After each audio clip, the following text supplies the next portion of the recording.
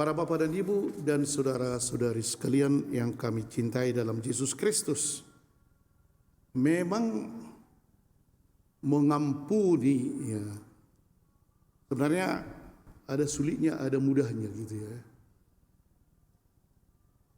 Kalau agak tidak kita kenal orangnya, lebih mudah mengampuni. Tapi kalau betul-betul kita kenal dan dekat pula, mau kita malahan ingin membalas dendam bukan mengampuni. Pernah satu kali ada pertemuan di gereja dibuat oleh pastor dan berkhotbah. Kemudian dia berbicara tentang mengampuni ini. Dan dia bertanya kepada umat, bagaimana kalian? Siapa yang pernah mengampuni musuhnya? Hampir 80% tunjuk tangan. Oke. Jadi sekali lagi dulu, hanya 80%. Siapa yang pernah mengampuni orang yang menyakiti hatinya? Siapa? Akhirnya rupanya hampir semua, kecuali satu orang. Sudah agak tua bapak itu. Tuh, ditanya sekali lagi, siapa? Tak mau dia tunjuk tangan. Dia memang dengan tenang. Jadi bapak akhirnya ditanya, tidak mengampuni musuh-musuh? Tidak. Sudah berapa umur bapak sekarang? 90 katanya. Semua bertubuh 90 tahun. Jadi kenapa bapak tidak mengampuni musuh? Karena tidak ada musuh. Luar biasa, tidak ada musuh. Ya, karena mereka sudah mati semua, hanya aku yang hidup. Katanya itulah.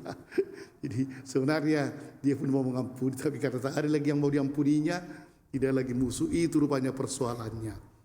Pada hari ini para bapak dan ibu dan sekalian, memang luar biasa sebenarnya apa yang harus dianut, diimani, dan dipraktekkan, dilaksanakan dalam hidup oleh setiap pengikut Kristus. Tak ada di hati pengikut Kristus ingin membalas. Apalagi dalam istilah membalas dendam.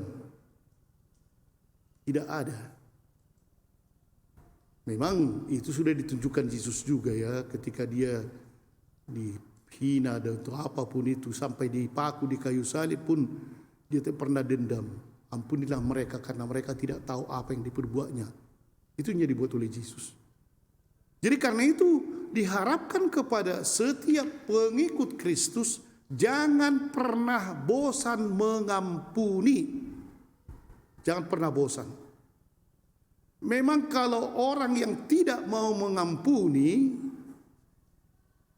wah bisa itu, apalagi dengan ada di hatinya mau membalas dendam, itulah sumber penyakit jasmani dan rohani. Orang yang selalu memendam dan membenci, menurut entah psikologi atau kedokteran, ini akan membuat orang akan mudah jatuh dalam penyakit jasmani, mental, spiritual, rohaninya akan rusak, dan memang kalau dalam istilah sekarang, imunnya pun akan mudah hancur. Nah ini, tetapi kalau ada kerelaan mengampuni dengan tulus ya, harus dengan tulus. Kadang-kadang ada itu mengampuni tapi hanya basa-basi saja kan. Tapi kalau betul-betul mengampuni dengan tulus, maka disitulah akan memberi sukacita bagi orang yang kita ampuni, dan sukacita yang sangat dalam bagi pribadi kita. Ini hasilnya. Jadi ketika orang merasa bersalah atau mungkin membuat salah kepada kita, dan kita ampuni dengan tulus, dan dia tahu itu, orang itu akan lepas dan gembira dan bersuka cita. Berjumpa dengan kita pun dia akan tidak mempunyai beban berat. Dan itu juga membebaskan kita. Jadi jangan kita pikir ketika kita mengampuni hanya dia yang beruntung. Justru kita pun mempunyai sesuatu yang membebaskan kita. Lepas. Tidak ada lagi beban. Tetapi dari mana sebenarnya kekuatan kita, dasar kita untuk mengampuni? Disitulah tadi Yesus memberikan contoh bendahara atau ada yang berutang kepada seorang raja dan luar biasa utangnya itu ya. Artinya di sini sangat banyak kepada orang yang pertama tadi, bahwa orang ini mempunyai utang sangat besar. Dikatakannya itu talenta dikatakan di sini ya. Jadi sampai dikatakan juga orang itu memang tidak mampu ya membayarnya, tak mampu karena luar biasa banyaknya utang dari orang ini, sampai mau kalau dikatakan istrinya pun harus dipenjarakan, anaknya semua malah dijual dikatakan ya.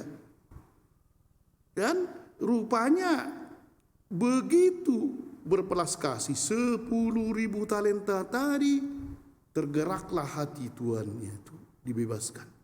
Dibandingkan hamba itu tidak mengampuni, hanya bukan dikatakan 1.000 talenta, tapi di sini hanya beberapa dinar saja.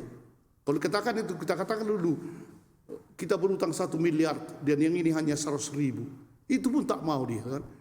Itulah dasarnya, yaitu ketika kita mau mengampuni, apa dasar kita mau mengampuni? Ialah karena kita sudah sangat diampuni oleh Tuhan setiap hari, diberikan oleh Tuhan berlimpah rahmat kepada kita. Dan mengapa kita tidak mau memberikan itu sedikit pengampunan kepada orang lain? Inilah dasarnya. Dan kalau kita sudah merasakan pengampunan dari Allah, maka kita akan mudah mengampuni orang lain. Tapi perasaan diampuni Allah inilah yang barangkali belum ada di hati kita. Kita seakan-akan tak orang berdosa. Mengapa kita seperti ini? Bukan kita rasakan bahwa itu dari Allah, itu adalah dari kita sendiri. Kalau itu ada di dalam hati kita, memang kita sulit mengampuni. Semoga apa yang dikatakan Yesus pada hari ini, kita harus selalu tanpa henti-hentinya untuk membuat hubungan damai dengan sesama, damai dengan Tuhan, damai dengan diri, dan memperkuat kita dalam kesehatan jasmani dan rohani. Siaplah dan selalulah mengampuni. Amin.